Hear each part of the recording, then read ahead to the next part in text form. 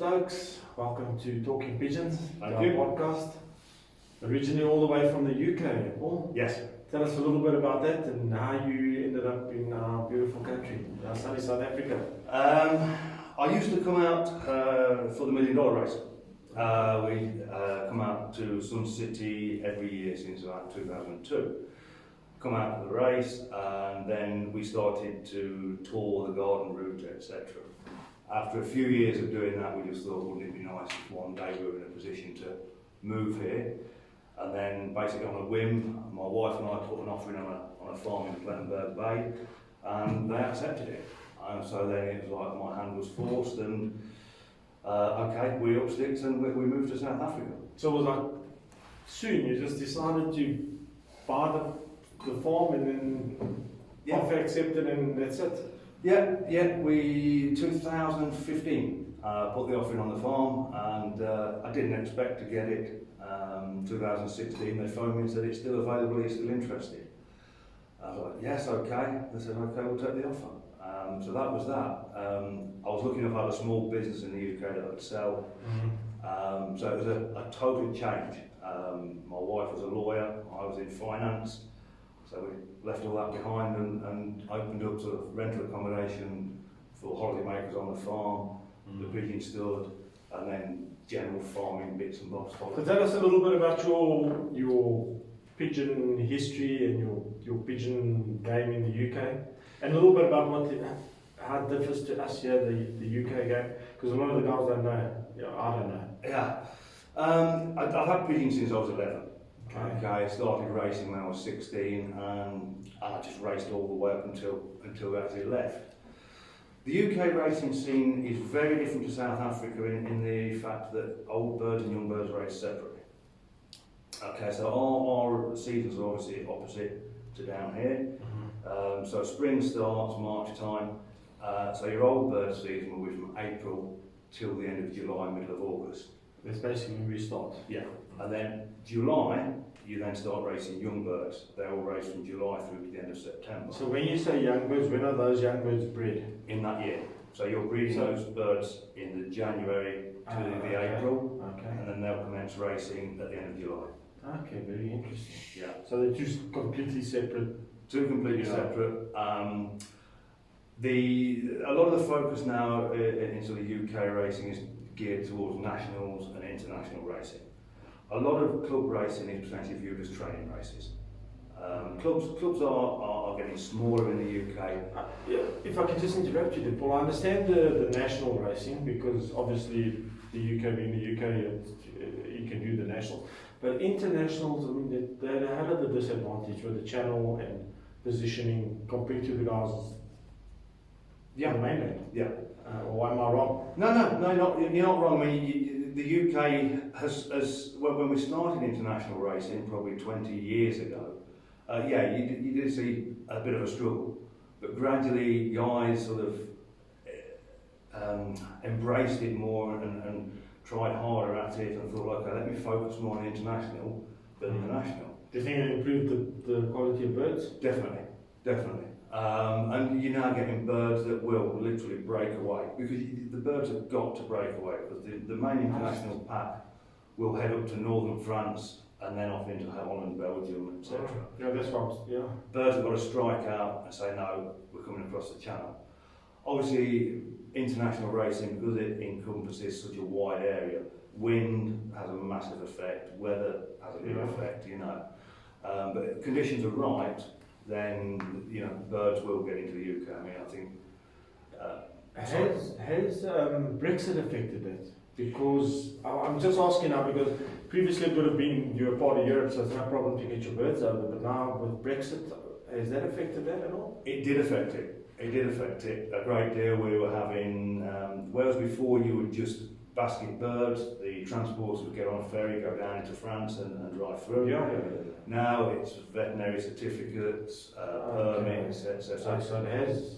Yes, it has a bigger effect and a lot more red tape.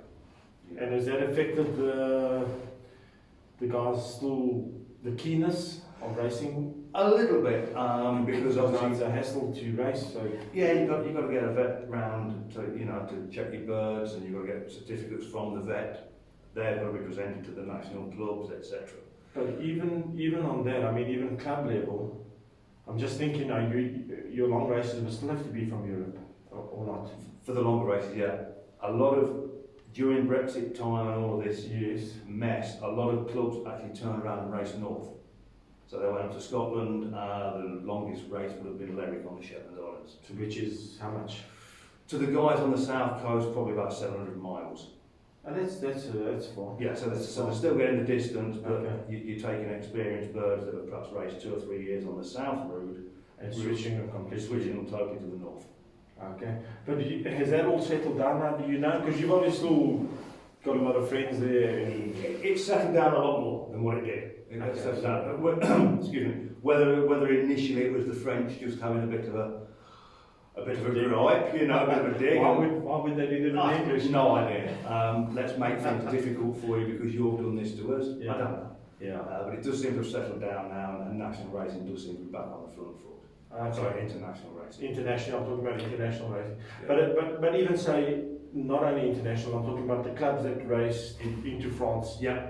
Yeah. Same, it would be the same administration, the same Yes. red tape, I would assume. Yeah.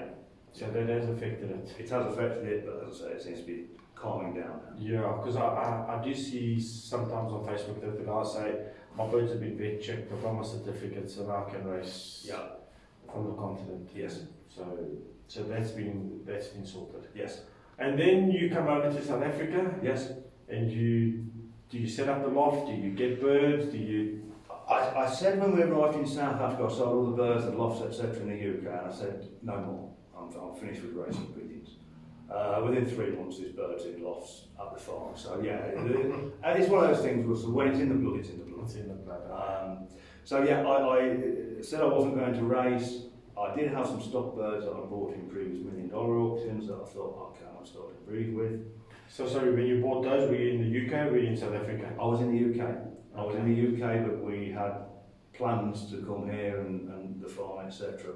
So I was buying birds out of $1 million auctions and then placing them with someone to just look after. Oh, okay, so you're leaving them, yeah. Yeah, so Okay, they were here. Okay. I was leaving them here with somebody, and then if I decided to come here, then I'd use those as the base at the stud. If not, then he'd got a present. Okay. So you put up the lofts and all of that there? Put up the lofts at the farm? At the farm. We did have bad fires in the Plet area in 2017, and the sort of stock loft that I had. I see you posted a few of those lately. Yeah. I mean, following the 2017 fires, I then joined a sort of volunteer firefighting crew. The fires did burn down a stock loft that I had. So I put together a makeshift one, and then a gentleman in Sedgefield was packing in, so I went and bought his bird's loft, lock, stock and barrel, and there I was a year later racing again. Okay. So tell us the racing systems, because previously you and I had a little bit of a chat about that. So systems racing in the UK compared to systems racing in South Africa, including the medication. Okay. You and I had a very interesting chat about that. Okay. Racing systems in the UK, basically most people practice some form of widowhood. Right? When you've got widowhood nailed and off to, a fine art, I've never seen birds race like it. I've been to guys' lofts and they've got a window, 500 by 500, and these widowhood cocks will just go over your shoulder to get into that loft. So it's keen. So I've never seen anything like it. But as well, it's meticulous. The gentleman, he feeds with a teaspoon and feeds. And the cocks are fed in their boxes. In their all that boxes. kind of stuff. Yeah. Very, very meticulous. Very, to me, time consuming, eh? exactly, a lot of work. So then people started to variate on that, racing cocks and hens separately, and things like that. I've practiced both, and I thought the system I found was the easiest was a system called the chaos system. The Chaos system. Sounds like the right system for South Africa. Basically, it's cocks and hens. Tell us about it. It's cocks and hens kept separately. Okay. And then, So how's that different to the roundabout? It's very similar. It's very similar to the roundabout. Cocks and hens kept separately.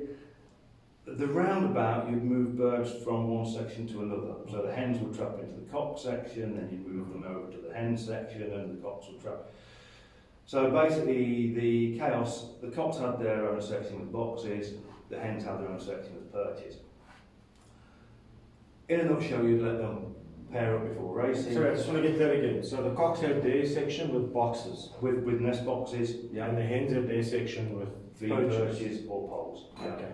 And have they mated before to these cocks in separate boxes, or? They before racing commences, let's say March time, for example, you let them mix. Okay. You let them pair, you let them build nests if they want to, you let them lay eggs if they want to.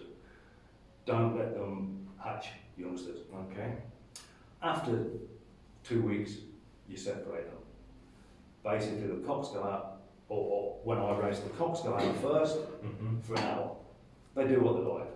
You know, you can flag if you want to flag, you can let them do what they like. After an hour, they trap back to their own section, they are fed, they are finished for the day. Then the hens out for an hour, do what they like, back into the section, fed, finished for the day. Okay. Then before basketing, you'd open the sliding door. The two section would have a door that allows you The separating door. Yeah, you'd open the door. And then, So cocks are allowed to treat hens in, and yeah, allowed to do whatever. yeah. Okay. Whether that made a difference or not, Russell, I did practice it. Some guys, excuse me, some guys said they didn't practice it. They left them separate until the return from a race. Okay. I practiced letting them mix for 15 minutes before basketing. When they then come back from a race, you allow them to mix again for the day. Yeah.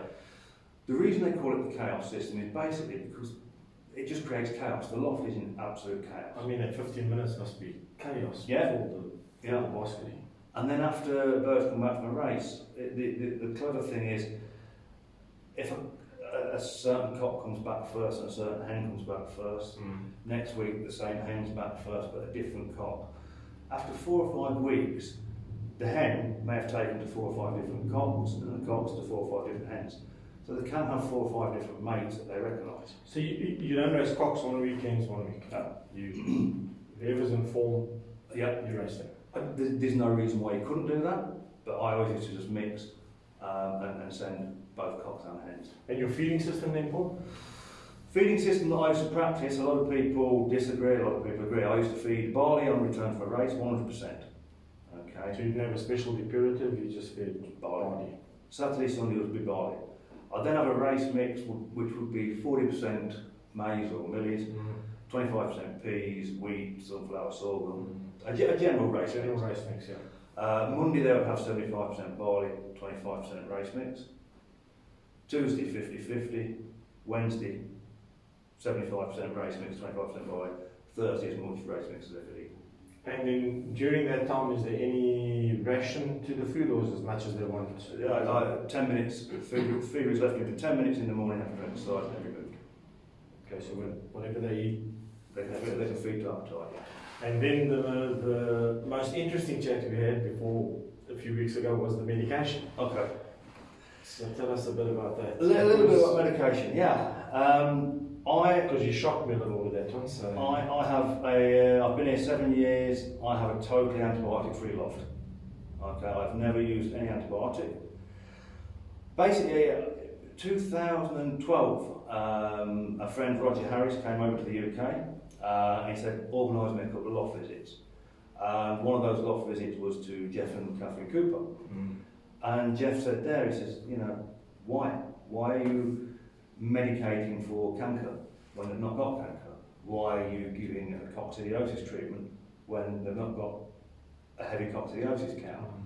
And I thought, yeah. And the bottom line is, do you take a paracetamol when you've not got a headache? Do you listen to Jeff Cooper then? Has he got any results? Yeah, I just wanted to. So I came back and I thought, okay, let's try this. Initially, it was tough, but you've got to let your stock build their own natural immunity, which in the UK it was tough because the birds had been used to treatment. When I moved here, That was an easy line in the sand. I don't use treatment. In the 7 years I've been here, I've seen canker in the birds 3 times. And what do you do? Three single birds. What do? I basically thought it's an underlying condition. Most of the times they were down because of worms. So I wormed them, found they had worms, the canker cleared up itself. I didn't reach for any canker tablets or anything. Really interesting. A bird must come right on its own or not. You know, many people disagree. So what I'm going to ask you is, you obviously raced here, and then I'll ask you a bit about your race results on that system. But with the birds mixing in the baskets on basketing night, Yes. and you will know, not everybody's birds are 100% healthy. So your birds are drinking out the same drinker as my birds that are ill, and picking up whether it be cocci or canker or ornithosis, mycoplasma, or whatever they might pick up, because I haven't been looking after my birds properly. Yes. How did you combat that? On return from a race, you have a disinfectant called milk and fluid. Yeah. You can buy it in tablet form or liquid form. I would put half a capful to a 5 litre drinker. A lot of the old South African fanciers have used jik and things. That's too harsh. It's too harsh. Milton, like I say, it's used for babies' bottles. It's a very mild bleach.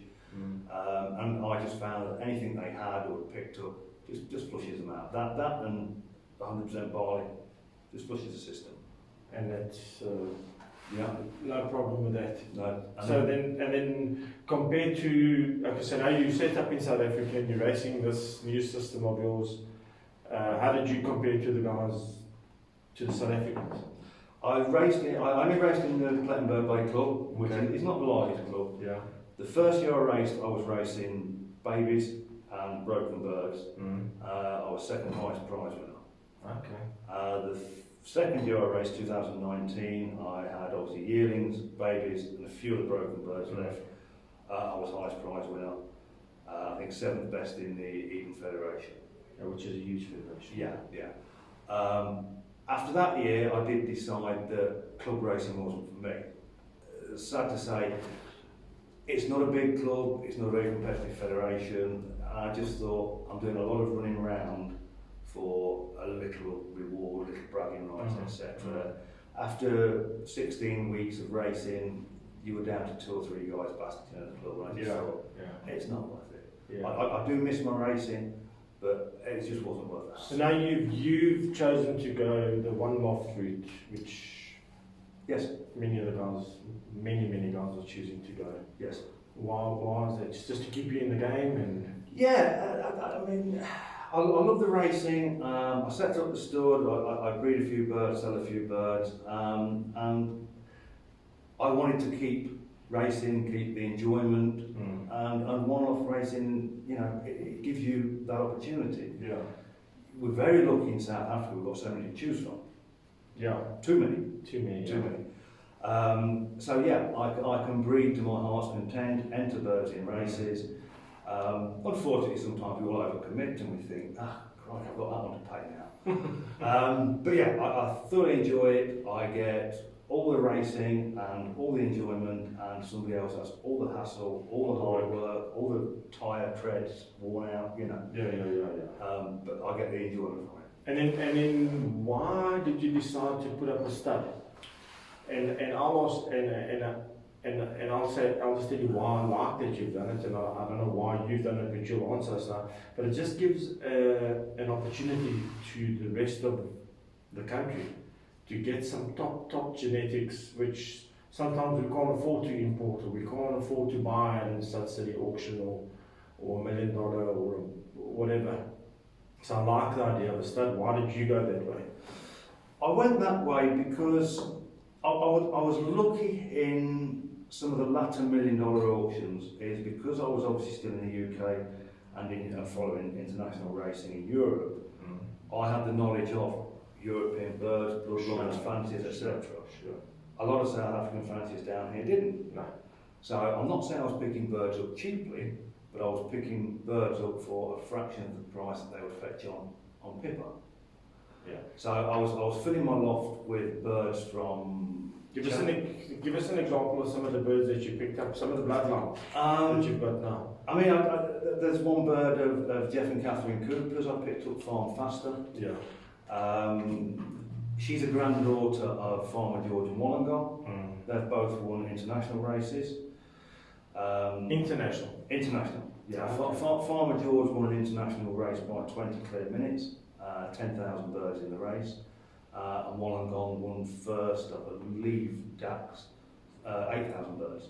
Sure. So they're both international. Yeah, they're both national winners. I've got a granddaughter of her. And to a point she's already proven. She's bred me a double federation winner in the Eden Federation. She's bred me a hotspot winner in the Cape Town one-off race. So the birds are doing well. Yeah. I then picked up 5 birds direct of Mark Gilbert's. Mark was also entering the $1 million race at that time, so I was picking his birds up.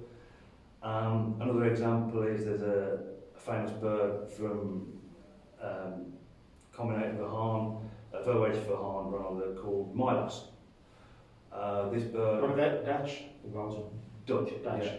The bird has won nationals and he's now bred national winners. I mean, the bird's now deceased, but there's a grandchild of Milos, a child of Milos now on one auction site for €1,000. Sure. And I picked up a granddaughter of him for a tenth of that. Yeah. You know. Yeah. Because I knew what I was looking for. Yeah, see, I think obviously you're closer to Europe, you're closer to the scene of what's happening in reality there. On that point, being in England, do you get affected by the fashion or the flavour of the month like we do here in South Africa?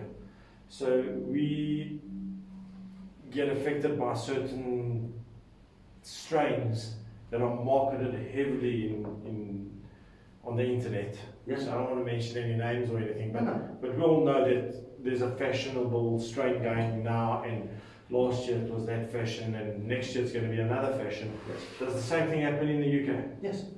That does. And Yeah. do the guys get affected by it? And is there also that frenzy to, because you and I were speaking just now about, you were saying about the birds that were, there's over, if you had to count 10,000 of the great grandkids all over Europe, all over the world, and can a bird breed that many birds? So it's a frenzy, and you say the frenzy happens there as well. Totally. I mean, the new frenzy is the William De Bruyne birds. Yeah. Blackpool this year, I think 45,000 and 65,000. When I was there, it was one was a 95,000. Yeah. So you do get the same frenzy, and it is marketing. But one of the things I think people don't do is research.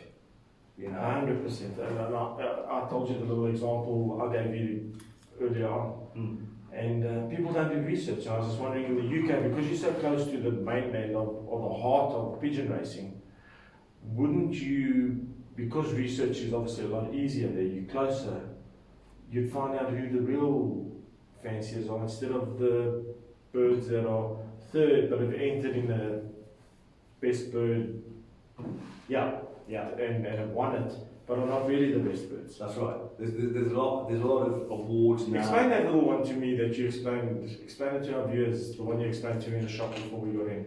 You don't have to mention names, but just how it happened. There's birds now that are being marketed as the new first ace of this, that, and the other. Yeah. But that has to be claimed. So a bird has now been crowned a first ace of a district or a region. But it's actually finished third ace bird in its own club. But the guys that finished first and second didn't put forward a claim to be the ace bird. They didn't apply for it. So they didn't apply for the award. So the bird that was third, they took the time to apply for the award. So they're now marketing themselves as the first ace bird, when in reality it was third in its own club. Where it would in the federation or in the region, you don't know. Yeah. So you've got to sort of look and investigate those sort of things. And you know, if a guy's advertising 20 firsts in a year, how many guys is he racing against? Is he racing against 3, 10, 20? You know, do you want the guy that's got 20 firsts against 3 fanciers, or the guy that's got 5 firsts but against 20 fanciers? Yeah. You know? Yeah. So I mean, And I think that similar thing happens here in South Africa. Mm. We've got guys winning out in the countryside.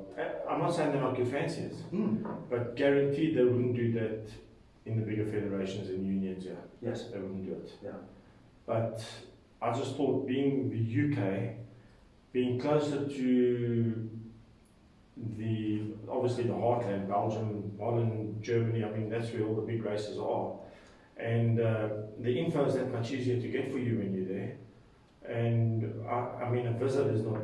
How difficult is it to visit from the UK to Belgium? no, you drive over a couple of hours. You know, you're there. You see, so I just thought it would be a lot more transparent that this bird is not really the super Yeah, if you look through results, efficient bird ever. yeah. You know what I mean? If you look through results and things, and you know, I mean, we've all seen birds Russell marketed on various auction sites that have sold for fortunes that have not won a race. Yeah. You know. Yeah. Okay, they're the ace bird over a certain period, and they've put some very good results together, but they've not won a single race. You know. Yeah. So I mean, I do sit there and I look at results and pedigrees for many hours before.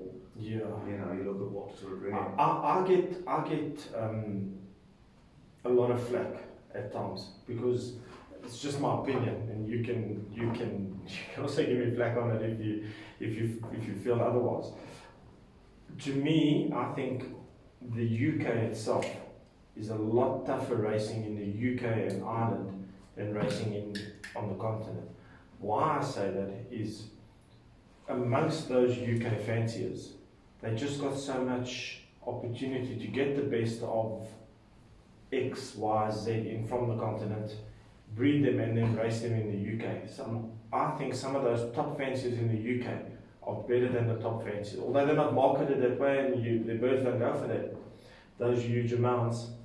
I think they're better than those fanciers, some of the fanciers in Europe. Yeah, no, I have to agree. I mean, I think some of the toughest birds, if you're looking at sort of international racing, are going to be the birds that are going to Ireland. Because they've come up to mainland Europe and they've now crossed the English Channel, and they're now going to go west further and then across the Irish Channel. Yeah. Which, if you've ever been on a boat to Ireland, can be quite a rough crossing at times. So yeah, some of the best fanciers, there's some super fanciers all over Europe, but UK and Ireland, I think, you've got the better. Then why do you think, if you agree with me on that one, then maybe you've thought about it or you haven't, but we'll chat about it now. Why do you think the UK fanciers don't promote themselves as much as a Belgian or a Dutch or a German? And especially when I say UK, I mean the Ireland guys, the Irish guys as well. Why are they not marketed as well as? I'm not saying it's maybe they don't market themselves. Perhaps their passion is the racing. You know, perhaps their passion isn't selling birds. A lot of the marketing that you're seeing on a lot of European sites now, you know, they're marketing. Their startup plan is not to win this. Their startup plan is to win this to generate an income from the following sale. Whereas a lot of the fanciers that I can think of, yes, I agree with you. But then why hasn't there been a marketing arm in the UK like a Pippa on the mainland that markets these, because these birds to me are better than some of those birds, and I mean they've proven. I mean these guys race heavily across the channel. There are thousands of fanciers involved in this little island, and there's no one marketing them. Maybe some of the bigger fanciers that we've already touched on are maybe contracted to pick up. A few, but there's a handful. There's a handful of the English ones, and that's only lately, That's only lately, the ones we've touched on. But when I was in Blackpool recently, you hear so many and you see so many results of English fanciers, or so should I say UK fanciers there, and you think, I've never heard of this guy. Yeah. I mean, this guy's results are astonishing, but he's a nobody. Yes. I mean, the birds are land for Well, okay, it's a lot of money. But for £50 a bird, Mm. you know what I mean? Yeah. And it's Yeah. I mean, yeah. So give me a bit of your opinion on that. I don't really have one. There's just nobody that sort of picked that mantle up and decided to run with it. I mean, there's a few small auction sites in the UK, and there's a couple of tabloid magazines. The racing pigeon gets smaller and smaller, and the homing world is just full of adverts for every medication you can think of. Yeah. But there's no auction site like the European ones that will sort of pick it up and run with it. Yeah, because when I was there, what amazed me was you would get a stud from the UK selling kittles and best kittles and the name brands, and they were 3-4 generations down from the performance birds. Yes. And then you would get a small auction of a UK fancier, no. But if you look at his results, I mean, he is if he was here, he'd be a superstar.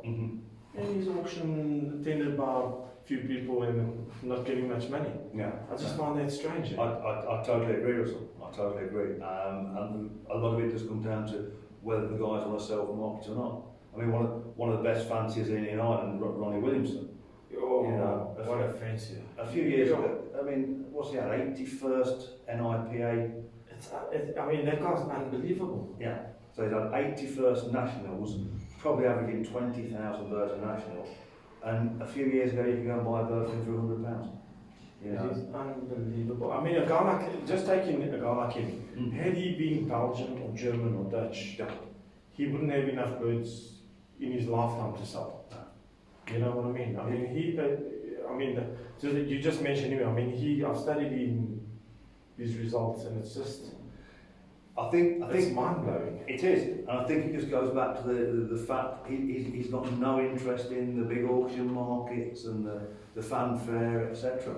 I hear you. I hear what you're saying. But a lot of those Belgian fanciers have also had no interest in the fanfare and the money and all of that. But the marketing arm, whether it be the Dave or Papa or any of the smaller ones, they put them on the map and they do it.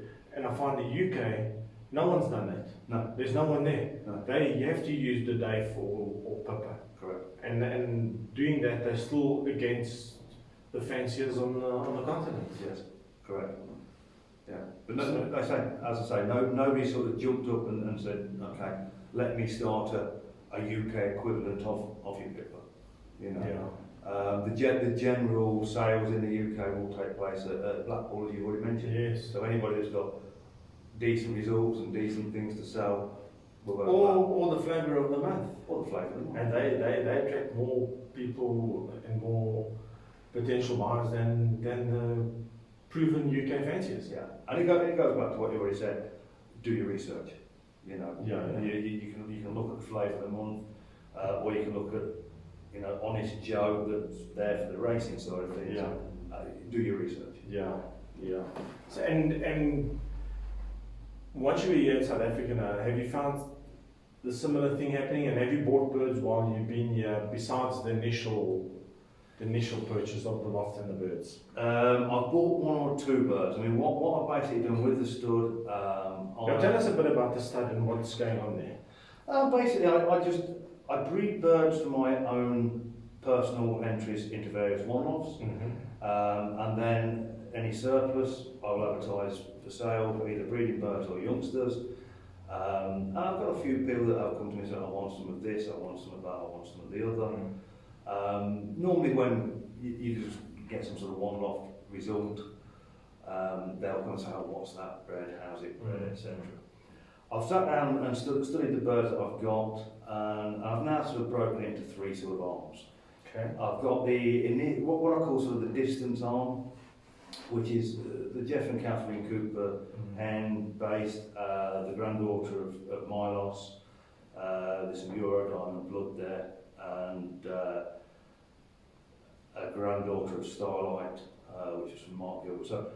So that's sort of a distance family there. Okay, I know those birds, yeah. That I've sort of blended together. Then 4 of the Mark Gilbert birds I bought originally were very heavily Cooper based. Oh, okay, I didn't know that. Yeah, so they were quite heavily Cooper based. Shame he's retired now, eh? Always going to, yeah. Always going to retire. Sale of the century again. So then I've then blended that family. Okay. So I've kept that. They do find her a very good all round. They race very well for me when I race in the federation. And then I've got sort of a family that put together of one-off birds. Okay, when I've had performance in one loft, I've then brought in the odd one or two other one-off birds that I think might complement them. Local lofts, yeah. I've brought some. Give us an idea of what you've brought in there. I'll pick one example. I was fourth carnival winter last year with a bird that went back to sort of Luke Donald. Okay. So I've looked at that, and then I've brought in another Gallus bird, and I've looked at other good one-off performers. I've got to know the two guys from Midlands Loft quite well. They've got a good record in the Carnival Loft as well. And I noticed they've got two outstanding stock cocks, Carnival King and Durkee. A recent Carnival Lofts auction, there was a hen there that is a granddaughter of both of those cocks. So I thought, okay, so we'll bring her in and blend into the Luke Donald line. So that's still an experimental stage. Okay. What's the size of your stud then? 20 pairs. Oh, you're small, eh? Yeah, 20 pairs. Okay. You know, but you've got to be able to manage and select, etc. I don't want to say to birds, yes, these are birds that are going to do well for you, if I've not tried and tested them. Sure. I mean, this year now, with the bird I just mentioned at experimental stage, some of the offspring have gone to one lofts and some of the offspring have gone to test lofts. Okay. So I do approach. So do you use some test lofts around? Yeah, I approach fanciers and say, okay, here's 6 birds, please raise the hell out of them and let me know what you think. Yes. And if they come back to me and say they're a load of rubbish, then I'll take it on the chin, look at the pairings and think, okay, Change this is it working. up. Sure. Yeah, that's a good way of doing things. Yeah. Good way of, and any special way you rear the babies? No. From what I've seen overseas to South Africa, there's a huge difference. No, nothing really. Most of the key pairs are in individual pens. Food, while they're sitting, I'm a user of barley, that while they're sitting they're on barley, so they don't get fat. Okay. While they, when you say they're sitting, not sitting on eggs, while they're sitting on eggs. While they're sitting on eggs, they're on Yeah, barley. yeah, because if they're an individual race pen, why give them a heavy protein and carbohydrate rich race? So you don't think you should build up that protein for the baby that's arriving, the milk? No, so as soon as I know the baby's arriving, then the protein is introduced. Then they go into a breeding mix. And what's your breeding mix? Green, yellow peas, wheat, sunflower, sorghum. Okay. Yeah. No millies. I get amazed at the amount of guys that will feed millies to breeders, and you see it laying on the floor. Wasted. They don't want to regurgitate a whole millie, you know. So yeah, the breeding mix is very small peas, wheat, sorghum, sunflower. Grit, I mix my own grit. That's just a standard redstone grit mix. The sparky pink grit, and then charcoal. I'll crush up my own charcoal and mix that in as well. Okay. So I'll mix my own grit. And then just on that the food standard, the quality of food in the UK compared to the quality of food available in South Africa. UK, I mean, fanciers here, Russell, I mean, I've visited your store many times. Fanciers here are lucky because they've got an array of stuff to choose from. In the UK, fanciers are going to go to the local corn store, it's there. You know, whatever mix you want, whether it's Van Robies, Bayers, whatever, the corn's all there. Yeah. Parts of South Africa don't have that luxury. Okay. There's BPPD in Cape Town, there's yourself here, there's a couple of others dotted around.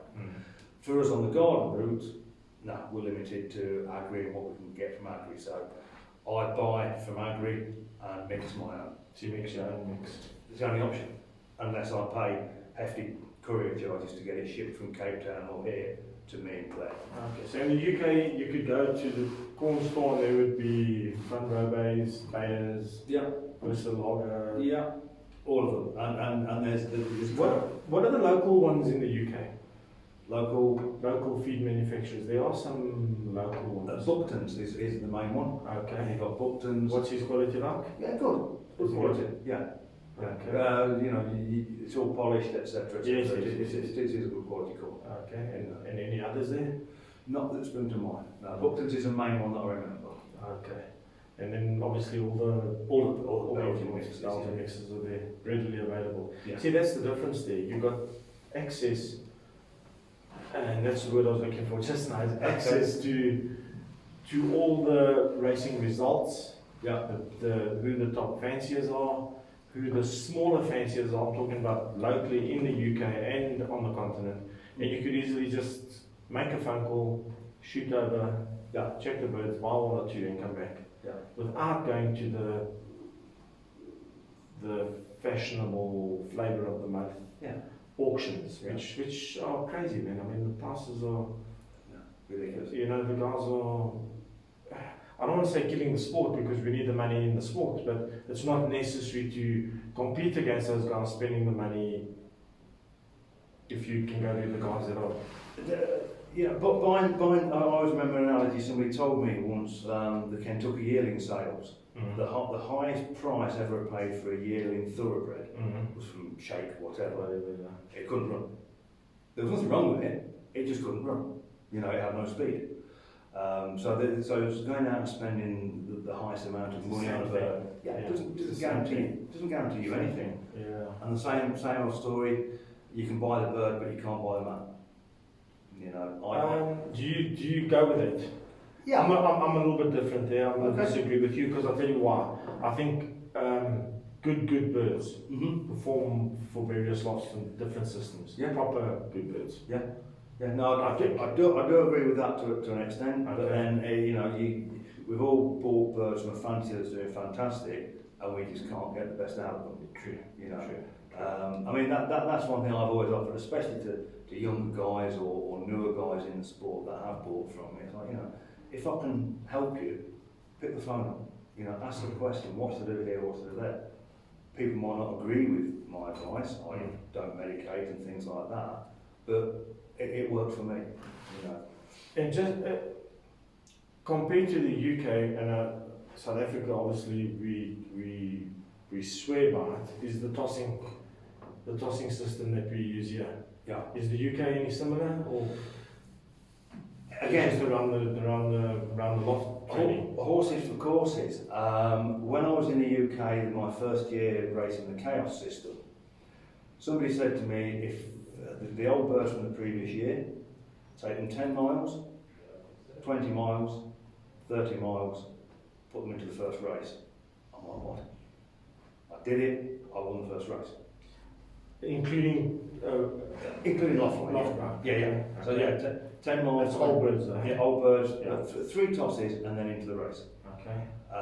Here, what I basically did here is I loft flew and I trained up to 100 k's once, and then I dropped back to 40 k's, and then I would go to 40 k's every Tuesday until every bird had a race. Once every bird had a race, I didn't train again. Just loft training. Just loft training. And you were successful with it as well. Yes. Okay, that's interesting because up here, when I say up here, Gauteng, Yeah. the belief is that if you don't toss every day, Monday to Tuesday, Monday to Thursday, plus a long toss on a Saturday, which is 250, between 200 and 250 k's, you will not keep up with the rest of the guys. What's your opinion on that? Different racing. I mean, I would love to pitch myself against the guys here. I could race my method, and I'd probably be made a fool of. Maybe or maybe not. Or maybe not. And then you guys are going to look around and think, am I wasting all the time over here? You know, if he's keeping pace with me and he's not tossing.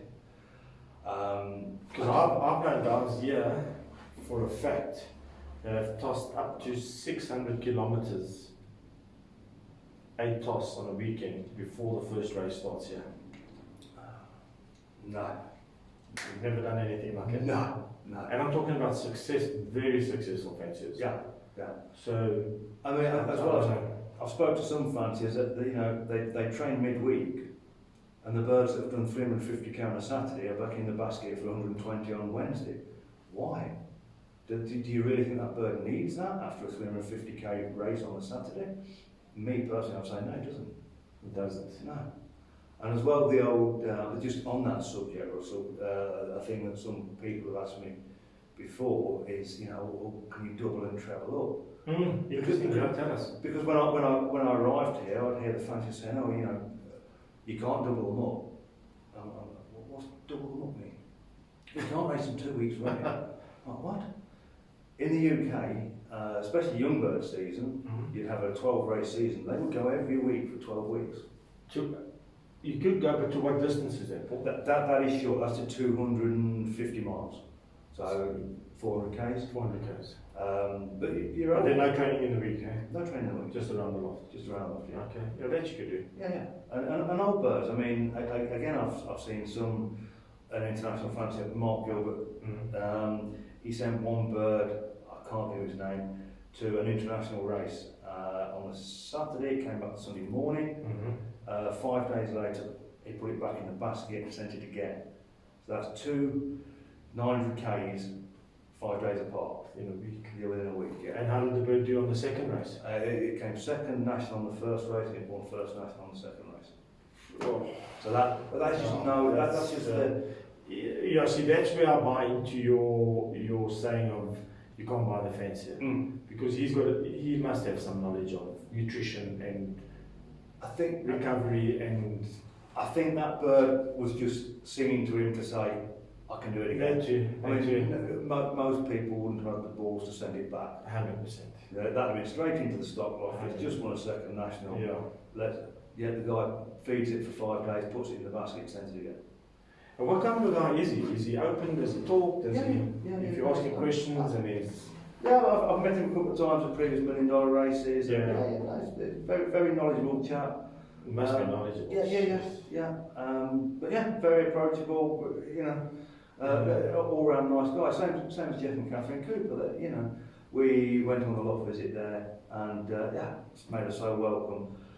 And I also visited a chap called Frank Bristow, another very good fancier. You're making me envious here. Very.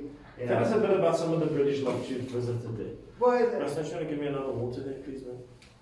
I mean, Frank Bristow, for example. Again, we had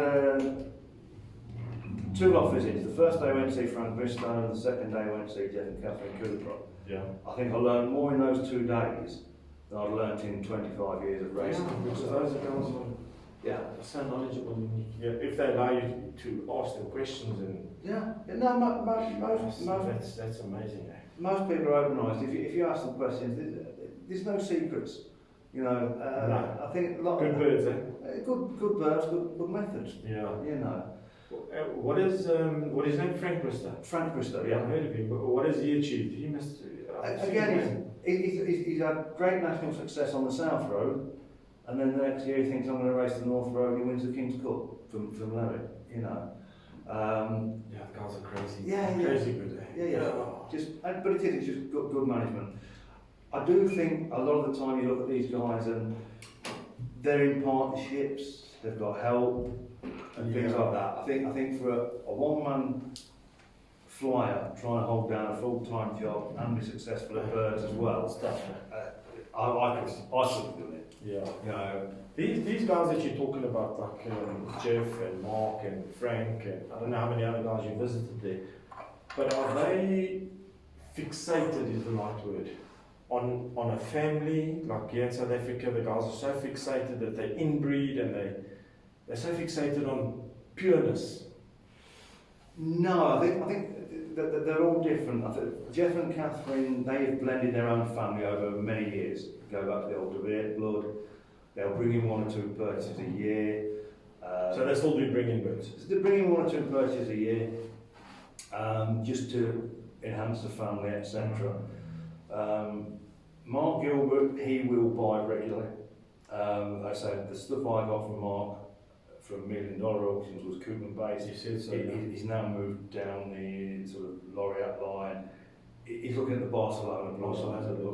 Tough for long distance birds, yeah. And then Frank, he had raced, I think he would race in the Herman Coisters from from Belgium and Holland, and various other. But they're not as South Africans are fixated on inbreeding and keeping the blood pure. And what's your opinion on that? Brother to sister, mother to son, and all that kind of inbreeding. I was always dead against it. Okay, until I read a very interesting article on Kinder of Gerard Koopmans, which is a brother-sister pairing. Was it a brother-sister? Kinder was from a brother to sister, and then all of his descendants, Drum, Dutch Master, things like that. I didn't know it was a brother-sister. Kinder was a brother-sister mating, yeah. Okay. Yeah, Gunther Pranger, that I visited, he had I think it was the son out of it, Canada. They've done very well for him. Yeah. I mean, when I almost owe them an apology. It's when $1 million auctions going, or sort of $1 million races going back to 2010, Gerard Koopman had a very good series, 2 or 3 races in a row. He was in the top 5, top 10. And I cynically said to my wife, I said, I bet you mentioned Kleindert again. He stood up on stage, oh yes, it's from Kleindert. And I thought, okay, marketing ploy. But then you sort of look into it, and now I've raced the Kleindert bloodlines myself. Have you? Yeah. I said the Koopman blood from Margot. As Mark's A lot of works on Kleindert, that. yeah. Okay. A lot of Kleindert in there as well. Ah, interesting. So now your own breeding methods, Yeah. have you changed any of that? No. So you haven't gone inbreeding or brother and sister in your own object? I've tried a brother and sister this year, and I've tried a bit of line breeding as well. Okay, I had a good bird off of Mark's line, Southfield Bonzo, doesn't fill anymore, so I've now tried to get as much line breeding into the pedigree as I can. Explain what you understand as line breeding to us. So basically, if you look back through the generations of a pedigree, for example, Southfield Bonzo that I've got, he'll appear on the father's side. Sorry, he'll appear as the grandfather. So on the side, He'll appear twice, on the dam side he'll appear twice. as the grandfather or great grandfather. Yeah. So he's got to appear in that. So line breeding is he's appearing in lines on that pedigree. And then inbreeding, Inbreeding is your brother to sister. Yeah, I mean, I've done it once. Last year I've started Farm Faster, for example. I paired her to her own son. So I've now got birds that are 3/4 Farm Faster. Them I'll cross out. I won't go any deeper than that. And those ones you talk about, like the inbred ones, those aren't race, eh? No. Not at all. No. Line bred birds? Yes. They'll race and they'll be sent out. And in the UK, how did you find the breeding there? Was any of that line breeding, inbreeding taking place there, or was it they were always lying in birds? No, I found a lot of people bought it. Okay. Didn't practice sort of inbreeding so much. And I know the Coopers obviously did because they've developed this family of divisions over many years. So yeah, there's been a lot of breeding going on there, father to daughter and things like that. Okay, interesting. Because I know when one of the Tom Lock pigeons in the super pair, I'm not sure if it was the sire or the dam, one of them was a brother sister mating as well. Yes. Yeah. So I think it's one of those. Sometimes it's going to work, sometimes it's not. yeah. You know. Yeah. You've got to take the trial and error. I mean, I've made the mistake now in the past. I had a bird or pair that were successful, and they bred me a 4th place in a one-off final. And I thought, okay, let's try and do that and that. And I broke the pair up, and I thought, why? Yeah. They're We're always trying to improve though. Yeah. But I think sometimes we try and reinvent the wheel. Okay, we've now got a pair that's worked. Why not splitting them up to try and better them? Yeah. You know, we know they're working. Let's try and use their offspring. You know, and do it that way. Tell me, are there any other birds you're looking at that you got your eye on that you want to bring into the stud? Not at the moment. Not at the moment. Nothing on the radar at the minute. Have you been looking? I'm always looking. You're always looking. You're always looking for something that, with the greatest respect, somebody else has not spotted. Yeah, 100%. I'm very much like that. Yeah. You're looking for something that's doing very well. Unfortunately, no disrespect intended, but in South Africa, apart from your main site in this sort of area, it's difficult to find results.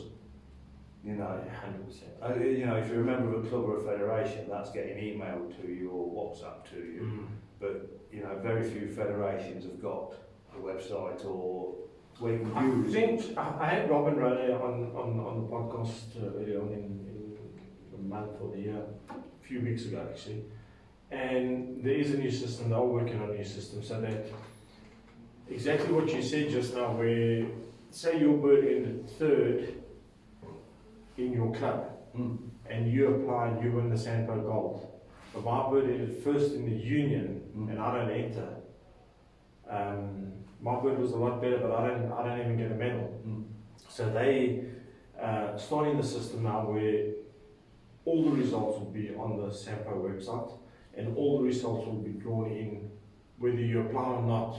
Yeah. So you'll get a truer gold medal and a truer winner of a certain division or short distance, middle distance, 500 to 1,000 birds. You know, so then you'll be able to see. If you Yeah. got full So exactly clear what you're looking. Yeah, exactly what you're looking for. You'll be able to.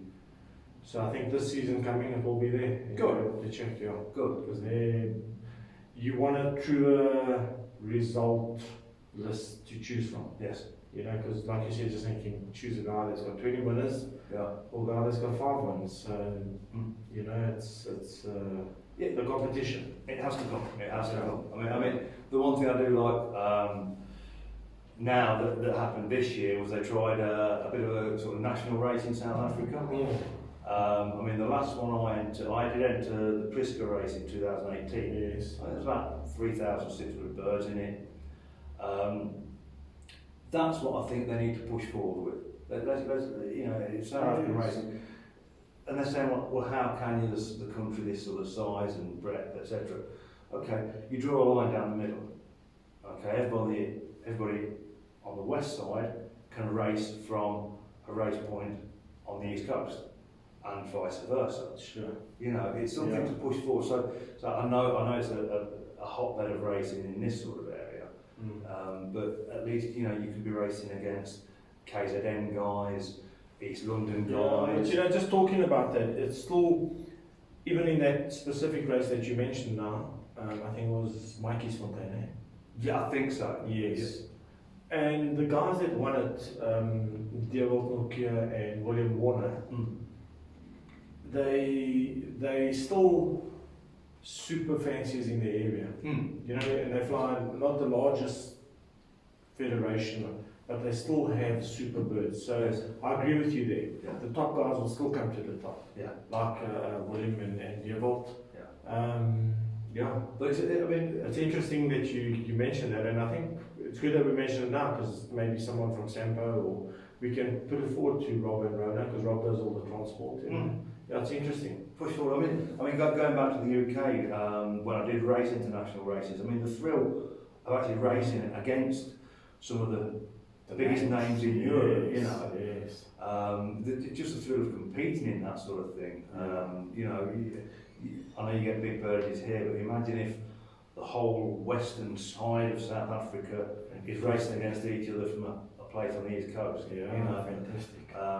You can really push forward with it. Yeah. And that said, UK, if you joined all the national clubs, the VICC, the National Flying Club, etc., you could have 26 races a year without setting foot in a club. Is that so? Yeah, you could have 26 races a year without setting foot in a club, just by entering nationals. But okay, it's amazing. But isn't that killing the club racing then for the smaller guys? Yeah, the club racing's now virtually treated almost as training races. You know, guys will enter club races just to get their birds trained for the nationals. So it's not killing it. What I'm trying to say is there's no what's the right word? But you're not getting any recognition for winning a club race. No, you do. The clubs will still operate, and you know you'll still have your end of season thing and hand your trophies Will you out. still have your club champion? Will you Club still have champion, your Fed champion? Yeah. So basically, you've got sort of 4 tiers. But it diminishes the achievement, don't you think? Because say, I'll give you an example. Say there are 15 members in the club. Yes. 5 are racing for club champion, 10 are using it as tosses. Yeah. The 10 that use it as tosses are the names, Mm. Gilbert, Cooper, Yeah. those names. They're not scoring well in the club. Yeah. So you say, is the club champion really good? Yeah. Is he any good? Because these guys are winning international races. Yeah. You know where I'm going? I know where you're going, but don't get me wrong, they still have clock set, they still, they still have clock set, they still compete. Okay, they're not just filling baskets with birds and not having clock set or anything like that. There's still results. There's still results, still club results. Points. Yeah, totally. Pools. Yeah, they're still pooling in the UK. Yeah. Okay. So that, then it's fine. Yeah. Because when we started racing in South Africa, we had only old bird racing. Yes. Because the young birds we used to have in January, but they died out. So we only had old bird racing. Then they introduced young bird racing together in the same season. But the union champion was still only the old bird winner, if that makes sense. Yes. So only the old birds were counting for points to be the union winner. The young birds were racing, but then they changed it that the combined points, young bird and old bird, would be the union winner, the club winner, the fed winner, the division winner. And then all of a sudden, everybody raced young birds and old birds seriously. Mm. And I think it improved the quality of birds in South Africa. Yes. So I just worry that would diminish the standard of bird in the UK, because the guys are only now tossing. It's just a toss. Yeah, no. I'm not even having to clock the bird or whatever the case may be. Yeah, you used to get guys that would just send birds to basket and not have a clock set. But now, yeah, that's what I mean. Yeah, now with electronic clocks and everything, it's like, well, okay, why don't I just put my clock on at home and compete? No, you do have the competition. Yeah. So you still got the results. You got full results. Yeah, because otherwise you'd have guys sending to race and not clocking, and then what's the win worth? Mm. You've got 4 tiers basically. You've got club racing, federation racing, then national racing, then the international racing. And is the international racing that lucrative that everybody's, well, I won't say everybody, but it's a huge amount of fanciers are participating in the international racing? Yeah, maybe not as many as you think, because give us an idea of what you think. How many? Probably 40%. Okay, because a lot of guys in the UK will sort of say, like, I want to sprint. I want a sprint race. I want to race up to 250 k's. That's it. Okay. So you can get the specialist then. Yeah. So they concentrate on clubs and federations, and that's it. Okay. And then you'll get some people that they won't wake up until you hit 300 miles. Yeah. Then that's their passion. Okay. And plus international racing, it's not the cheapest. Give us an idea then. What's £10 in rands now? $250. $250 a bird. So if you're sending a team of 40 birds or 20, 30 birds, it's not cheap. It's a whack of money. Yeah. So yeah. But then the recognition. You've got the recognition, yeah. Do you? Because once again, I'm saying I can mention 5 Belgian guys or Dutch guys or German guys off the tip of my tongue like this now. Yeah. I can mention 5 top UK guys. Yeah. Yeah, it's the you get the same faces. I think Mark Gilbert got recognition he deserved this year. I mean, he timed a Barcelona bird on the day into the UK. I think it's the first time it's ever been done. I think on the day, I'm not sure, but I know a few years ago there was a guy, because I like the UK fanciers, and there was a guy, you might know, or you might have known him, a guy by the name of Jim Biss. Yes. And he had an international winner, if I remember correctly. He was the first UK guy to have an international winner, if I got my ducks in a row now. Yeah. And so he was a good runner. Yes. Yeah. But he also didn't get the recognition that we can name the famous names, the Koopmans or the Janssen brothers or the Katras brothers, or you can go on and on and on about all these Belgian families, if you want to call them, strains. Yeah. In the UK, I can't give you one. Yeah. I can tell you the guys have made bought stuff on Reds and made them famous in the UK. Bought bushards, made them famous in the UK. Bought, whatever. But a UK family, and similarly in South Africa, we don't have those Families, no. families. No. And I don't understand the UK because you do have the quantity of fanciers there. You do have them out Yeah. there. And it's another one of those arguments. Also, it's okay. If I give you a bird and you race it, okay, is it a Hillcrest stud bird or is it a Russell Van bird? Who bred it? Hillcrest stud. Then it's your Chris that Yeah. So you get a lot of that. I mean, like going back to Jarrod Koopman, if he bought a bird from Janssen Brothers, the minute it entered the Koopman loft, it was a Koopman. Doesn't matter who bred it. That's how. But you see, that's marketing, and we don't do that in you guys. In the UK, can do it because the birds. I've seen ads from the UK, even in Blackpool when I was there. There's a guy saying to me, "I've kept the stuff and reds for 30 years and I've kept them pure," and I'm thinking, it cannot be because stuff and red would never have paired them up like that, so they cannot be pure. They're your birds now. Yeah. They should have your name on them. I mean, when I moved to South Africa, I did look at strains here when I was looking at getting birds, and you've got a very famous strain here, the Putteries. Very, yeah. But they were bought in 120 years ago. 100%. So for anybody to say they've got a pure Puttery, I'm not arguing, but I'm not agreeing. No, I'm disagreeing straight away. Yeah. But like I say, you don't want to offend that guy. If he's happy it's a pure Puttery, then so be it. So yeah. Again, I can count the amount of strains, South African strains on one hand, and the one that comes to mind immediately is Tom Locke. Yeah. Just can't think of the other one that will come to me now.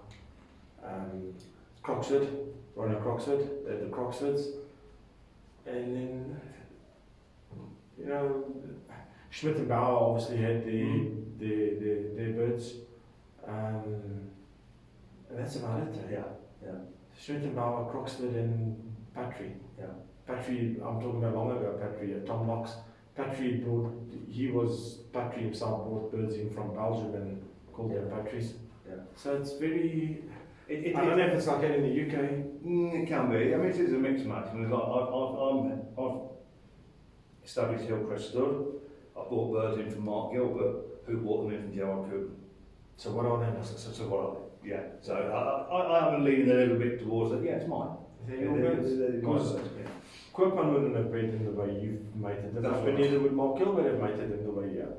So only the way Paul Stokes has made them up, they're Hillcrest birds. Yeah. So that's my opinion. Yeah, it's all an interpretation. But when it comes to selling and to pedigrees, if you don't have those famous names there, the birds don't reach any prices. That's it. Whether they got results or not, they just don't reach the prices. So that's South Africa, and you say in the UK similar. Yeah, very similar. Yeah. Very similar. Yeah, the UK guys are, they're blinded by the name and the hype, and and at the end of the day, it's always going to be in pigeons. It's always going to be there. And you know where I find that it is even stronger, because I've got a good friend from there, is in China. If it hasn't got a name brand on it, no matter what the results are here in South Africa, if it hasn't got the Belgian, Dutch or German name behind that bird, it's worth nothing. And it's sad, eh? Yeah, it is that, but it will always be there. So if you decide that your thing is going to be okay, I want to sell pigeons as a stud, or I want to do this. You have got to try and self-market it as best as you can. That's why you got to admire guys like Tom Locke, who established a strain while he was alive. Yeah. Legendary, and they're still going today. Yeah. You did. So you did. Put a family together, and that's it. Yeah. And as well, you go to. I do remember. I'll band the name again, but when we went to Jeff and Catherine, you went into that loft, and you could see immediately it was a family of birds. Could you? Oh yeah. All similar in. All similar. Checkers, blues, light checkers, dark checkers. It was a family. There wasn't a red, there wasn't a gay pie, there wasn't a grizzle. So you could see it was a family of birds. Interesting. Yeah. And did you handle birds there? Yeah. Handle some of that? Or not really? I'll be honest, I handled the international winner Farmer George, not the pleasantest of handler. Serious? Yeah. So we Give us an idea of what he handled like. deep keel, quite ugly, quite, I mean, some of the birds I've got now, you look at the pedigree and you think, fantastic. If I handed it to you now, you'd say, I don't want this bird. So Strangely enough, I was like actually my first time lockbirds and they were proved me completely wrong. So Yeah. yeah, what do we know? yeah, the Cooper birds, there can be some ugly handlers amongst them. Serious? Yeah.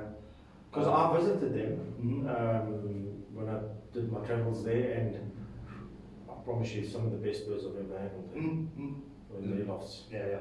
And you could see why they raced like they did. Yeah.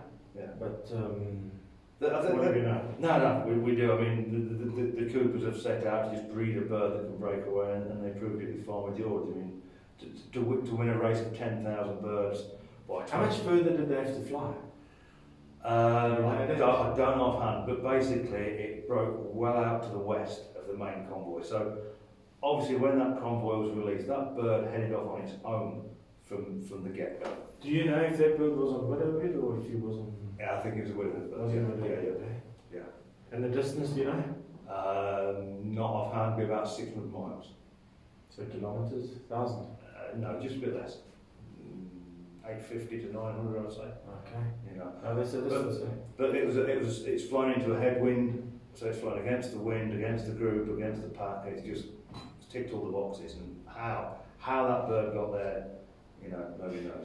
Yeah. The other thing though there that they do have, I'm not saying them, but I mean in general, in the UK you have an advantage on the daylight. Yes. In racing season that we don't have. I mean, I don't know what the hours are, but I know it's long, eh? I've clocked a bird at 7 minutes past 10. And it's still quite light. It's just got dark. Yeah, That's exhausting. Yeah, so I was And so for what time when was the liberation then? that day was probably about 6 a.m, 7 a.m. From Shetland Islands in Lerwick. That was 527 miles to me, so probably 800 k's. So I'm just working out quickly in my mind, the hours on the wing, it's 12, That's 14, 16 16 hours. 16 hours, eh? Yeah. Just locking the loft up, putting the lights on, and just heard a flutter. I looked up and there, I had to shine a torch on the landing board. So What a feeling, eh? Yeah. You won? Yes. Yeah. Yeah. I mean, just a Pigeon story while we were talking. I had Lerwick was the race that I loved. It's 527 miles to me. Where is that? Shetland Islands. So, not off the north of Scotland, etc., and over water. I had a bird, the ringer was 99 two 5 twos. And what I basically did with her, I raised natural then. She was on eggs, I took her everywhere I went. If I went 3 miles down the road to the store, I'd take her. If I went 10 miles to pick someone up, I'd take her. Everywhere I went. Matter how many times a day? Didn't matter. No. They were liberated at 6:15 on the Saturday. There were no birds on the day. I clocked her at 6:30 the following morning. So she won the club, the federation, the section, very, very high up in the national. Second year, I did exactly the same thing. They were liberated at exactly the same time. No birds on the day again. I clocked her at 6:36 the following morning, 6 minutes difference. And so I spoke to an old friend, and he says, yeah, he says, she's got her own path. She's got a route now. She's got her own route, she follows that route down. Won everything again, sent to the third year, never saw her again. Oh, no. Shame. There was an old rumour in the UK, you never send a bird to the Shetland Islands 3 times. Yeah, but what's the weather like up there? They can sit there 10 days. They can sit there. They won't allow it From now. what we've seen on TV, it doesn't look good. Yeah, they won't allow it now, but in previous times, I mean, I remember one year they sat there 10 days before they could be liberated. Oh, that's hectic. Yeah, you must have some tough races up there. They can from Scotland, yeah. Yeah, sure. And tell us a bit about some of your highlights over there, man, besides the... That was the main one. That was the main one, racing myself. And then I started off one loft racing in the UK. There used to be a few good one-off races in the UK. Do they have? I know that who dares. You got the Who Dares wins No, now, no. and you got the RPI, the Royal Pigeon Racing Oh, Association. yes, I do. They organised one. Then there was an Irish one. You had a couple of Irish ones. You had the North Coast Classic, Mm-hmm. and there was one called the Emerald Classic. The problem with One Irish one I saw looked like to me it looked like just one hell of a party. It didn't look like a pigeon race there. Yeah. The sad thing is, unfortunately, over the past couple of years, there's too many one-off races in the UK gone wrong. Okay, someone's run off with the money, someone's doing this, someone's done that, you know. So people in the UK are very, very wary of one-off races. So they're looking at more established, like Who Dares wins, Royal Pigeon Racing. Okay. But the highlight. So sorry, man, getting back to your highlights here. Yeah, no, the highlight in a one-off race in the UK, I won a car in a one-off race. I bred an ace pigeon in what was called the South West one-off race. That's fantastic, man. So I won a car there. And then, highlights were just sort of merit races. Back then it was the North Road Championship Club. I mean, it's still running, but North Road racing has took a bit of a battering because of the prestige of racing in internationals. When you mentioned that North Road racing, they used to, I don't know now, I just now followed it up North Combine. Yes. They used to have that as I don't know if it was a federation or what it was, but they called it the Up North Combine. Yes. And there was a guy there by the name of Jeff Horn. Yes. Dr. Jeff Horn. That's right. And he had the bush shots. Yes. Oh, I was in love with those birds there. Yeah. But I think very few of them came out to South Africa. Some of them did. And it takes me back to my point when I research, and I still get the urge to buy some, and then you see guys saying, I've kept my bush shots pure for 30 years, or the Jeff Horn bush shots pure. Yeah. But I don't think it's possible. Until we get imports back, I mean, I would love to bring in UK birds. You see guys in... What would you bring in if imports were easier? Yeah. If I could bring birds in, I don't know at this stage. There's nothing amazing that I'd say, right, I need this blood. You wouldn't go for the kittles or the best kittles? No, not at all. No. So I think it's okay. They're winning and they're proving themselves, but only to certain distances. You know, and I think, you know, no disrespect, but I'm dubious about how many are marketed. Yeah, there's a hell of a lot of these people lying around. Yeah, because of the sales value. Yeah. So nothing specific on the radar at the moment. But I would certainly look to bring in from Europe. If I could bring it, I'd perhaps look at the Milos bloodline again. Okay. There's some of them online at the moment. They're doing okay for me. And I still look for Koopman bloodlines, Kleindirk, but obviously that's getting dying out, getting further and further away. Yeah, so you're very lucky. Yeah, if you find great grandchildren of Kleindirk, you're doing well. Is he having a sale? Just do you know? Is he going to have an auction? It will be a sale. Yeah, I think so. It will be a sale. Was he still racing this year, or not? Yes. Yeah. And then he's finishing up. Yeah. And then the next big sale that you'll see, I don't know if you've seen various social media. Another gentleman that had a massive sale 5 years ago is restarting in the sport. I saw that. Because that was a thing in the UK. If you have a clearance sale, you can't race for 3 years. We used to have, I don't know if it was written, but it was unwritten. I know I said if you had a total dispersal sale, you weren't allowed to race for 3 years. But he's just brought in, that guy that you're talking about, brought in the best kittles and the kittles and all of that. Am I right? Yeah. You're talking about the same guy? Yeah. So it's just been another marketing ploy, and another €9 million auction or whatever. That's crazy.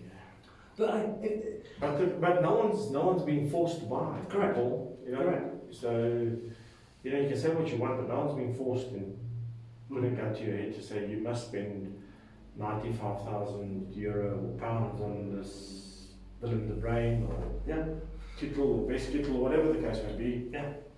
So no, it always makes me smile when people on social media say the sport is dying. Oh no. Far from it. I would agree with you. A good friend in the UK once said to me, he used to be a scribe for the sort of homing world, and he said, pigeon racing's fine, it's just changed. Yeah. Which is right, with the one-off racing and things like that, it's absolutely fine, it's just changed. Because never before in the history of pigeon racing, since I've been around, has there been so much money spent on pigeons, and in the pigeon industry, call it, or the pigeon economy, as today. Yeah. I don't know if you agree on that. Totally. I mean, even looking at South Africa alone, I mean, Yeah. with your auction sites here and things like that, not only the ones that we all know and recognise, but your smaller ones, your WhatsApp groups. Yeah. There's hundreds of birds a day sold in South Africa. Hundreds of birds a day. I think I was speaking to you about that just the other day. You're talking about the cheaper birds. I'm talking about, say, between the range of 200 and 500 rand. Hundreds a day. Hundreds a day being sold. Yeah. Now, if it's a good thing or bad thing, I don't know, because we don't know the quality of the birds. But no one's being forced to. No one's forcing you to buy them. No, I mean, I do. When I'm asked for advice, I say to youngsters, I say, look, you know, there's plenty of guys who sell you a bird for 200 rand. Rather look around. Find out who the best flyer in the club is, go to him, and if he won't sell you any birds cheaply, say, can I buy some eggs? You know, and try and buy some eggs off him, put them under a pair of feeders and get them that way. You know, I've done that for guys that couldn't afford my birds. I've said, okay, I'll do your eggs for a cheaper rate, but you take the chance. You know, I'll let you know when they're laid, you find what you've got to lay at the same time and go foster. I've had my best success like that. From a guy that sold me. You'll know, you know, Arnold Morley. Yes. Yes. Yeah. So I bought eggs from him, and just turned my whole loft. Put it on the next level, mate. Okay. Yeah. Arnie's got good birds. Some of the birds do your friend Charles that you're gonna be seeing. Yeah. Some of the birds. I think your other friend Roger. Yes. He's got a lot of Arnie birds. Yes. Yeah. So they I sent some down to Yeah. Very good birds. But I bought eggs from Arnie, and okay. Phenomenal. Yeah. So that advice that you give is 100%. Yeah. Because you're getting the right genetics immediately. You're buying an egg that's cheap. Yeah. And the bird you get is a superstar. Yeah. Parents are proven. Parents are proven in the loft. Yeah. Now, Paul, thank you very much for joining us. No, thank you. Before you go, tell us a little bit about that Lions and Springboks that you're wearing there. Lions and Springboks. Explain that to us. Okay, I don't see any rows there. No. This is, I set a syndicate up. When I moved to South Africa, I wanted to enter various one-off races. And I had friends in the UK that also wanted to join and enter one-off races. Sadly, we lost Paul Smith. So we set up a little syndicate that entered one-off races in the UK and in South Africa. So what do we call it? Lions and Springboks. Okay. So that's where it came from. So the guys in the UK would breed some birds and enter UK one-off races. I'd breed down here, we'd enter. And you're all partners in it. We're all partners. So you got the Union Jack on the side there. We've got 3 in the Carnival final tomorrow. Good luck. Under the Lions, thank you. Under the Lions and Springboks banner. So that's where it originates from. Yeah. So the 3 there tomorrow, they're from you. 2 are bred from me, and 1 is bred from a new guy into sport, Johan Used from Cape Town. I don't know. No, he's nice guy. I've never met him, but we've corresponded a great deal. He just sort of looked at the pigeon sport, thought, I'd like to try that. Okay. So he's bought a few birds from me, bought a few birds from various places, just started breeding, and again, entering one-off races to start with. Oh, fantastic. Whether that will develop into club racing or not, I don't know. But Never know. we'll see. You know. Never know. Where's he from? Western Cape. Down in Cape Town. And then, I mean, There's good racing. the racing is huge there, eh? Yes. They got the numbers there. Yeah. So that's the Lions and Springboks. Yeah, that's what it is. It's basically a And syndicate. then what I asked you just now, you're not missing the UK, you're not missing home, you want to go back? No. Or is South Africa's home now? South Africa's home now.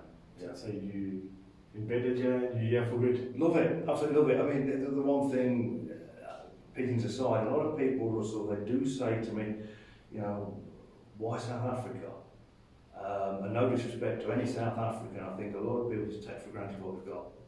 You know, I know I'm in a nice part of South Africa in Plettenberg Bay. But in the best part. Yeah. but a lot of guys, you know, I mean, the UK now has got its own problems, cost of living increases, things like that. Yeah. South Africa. I think every country's got its problem. But South Africa, beautiful country, and yeah, definitely love it the day I came here for the first time 20 plus years ago. Still love it today. You know. So you're South African now? Yeah, yeah. Okay, good. Yeah. Paul, thank you very much. No, back in Nice to have had you on the show. Pleasure. And all the best in your future endeavours in the one-offs Yeah. and your study. Perfect. Before we say goodbye, tell us a little bit about your spot that you rent out and get it out to people there if they want to stay on your farm. I've got, we set up some holiday accommodation. I've got a couple of glamping tents, just a couple of Hillcrest Lodge tents. That'll show you what's there. We If just you guys want to get hold of you, they go to Hillcrest Lodge Tents. hillcrestlodgetents.co.za, and it's just some nice glamping units, perfect for a sort of getaway. We're So sort we of need to test it. we're 2 kilometres out of town, so very nice. We're not in. So you're not in the rush, but you are In a nice, quiet, rural area close to town. So yeah, if you're passing through and need somewhere to stay, then give us a shout. okay. Thank you very much, Paul. Thank you.